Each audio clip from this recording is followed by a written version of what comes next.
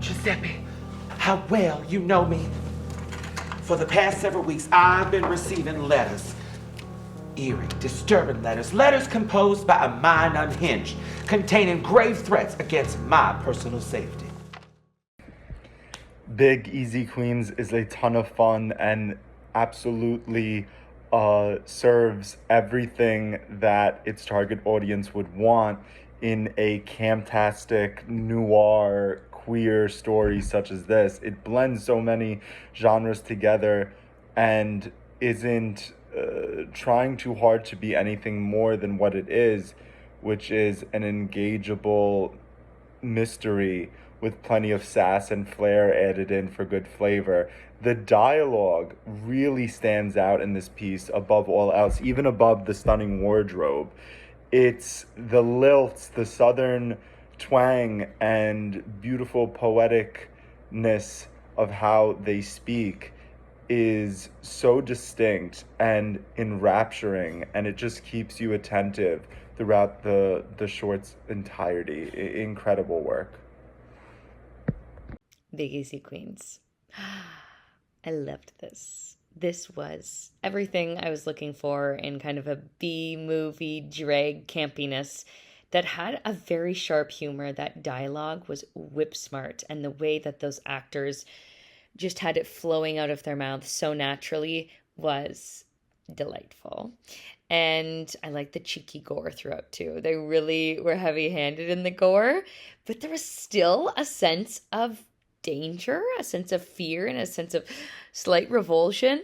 But then they leaned into it so much that we still got that wink and a nod. And I think it kept the tone throughout. I think I really appreciated where they would push slightly into the other genres, the musical, the horror, the B movie, the soap opera. It all felt very cohesive. It was a very, deliberate and focused project, despite going into the zany and going into the campiness. Brilliant beginning to draw us in with this sassy drag number and with the sultry voice. My goodness, what a singer. So such brilliant casting. I props to your casting director, because everybody suited their roles so cleanly, so clearly, and we're all playing the same game, which I think is really important for the success of this. What I loved in terms of the performances is that they were dramatic yet heightened, and heightened to a place where it didn't veer off. You could still feel the true emotions of the piece, which I think is important to make us care about these characters. And it made that twist at the end all that much better. The mob twist added this grittiness I wasn't expecting. And I just thought it was quite the tale weaved. So props to the writers. And I can't wait to see more from this group. Okay, Big Easy Queens, that was a freaking fun film. I mean, it was so over the top and so wild, and the performances were very good. I mean, these three ladies really committed to roles. I was so in awe with everything in this movie, from the unique atmosphere of New Orleans that has this like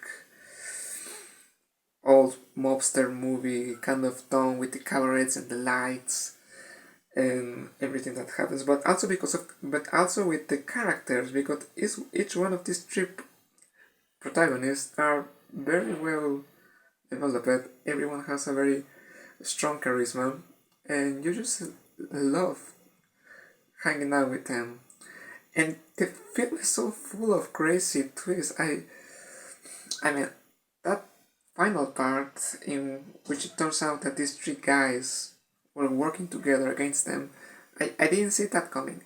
It was mind blowing, and the way everything ends with the three ladies joining forces against these guys, it's brilliant. It's very fun. I also love the music. It has a very original soundtrack. And of course, the blood, because that opening where there's a lot of people getting killed is so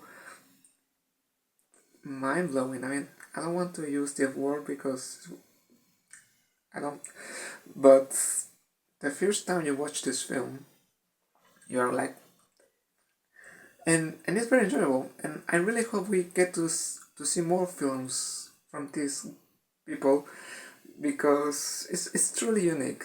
They have made something very special with this film, and I was completely in love with it. So thanks for saying it, and yeah, it was it was incredibly fun. Thanks. Big Easy Queens is a horror musical comedy that is reminiscent to The Birdcage, Chicago, even Scooby-Doo at times. The play on jokes on Versace and Gucci are fun and lighthearted, and in this moment in the beginning of the film, it sort of gives you the genre that's in store. The tonnage that comes through is very heavily represented here. This is an LGBTQ film with a mob boss twist, and although we are used to these different story dynamics being told, it's rare to see that these two entities sort of come together in the storytelling experience. So that was sort of refreshing to be able to take in. It was a unique approach, and therefore it stands out. The bloody covered gardenias and these flashbacks and cutaways, I feel like, are striking and are the most artistically cinematic within the film. And this kaleidoscope sequence of the flashback of basically what haunts Miss Bouvèé herself.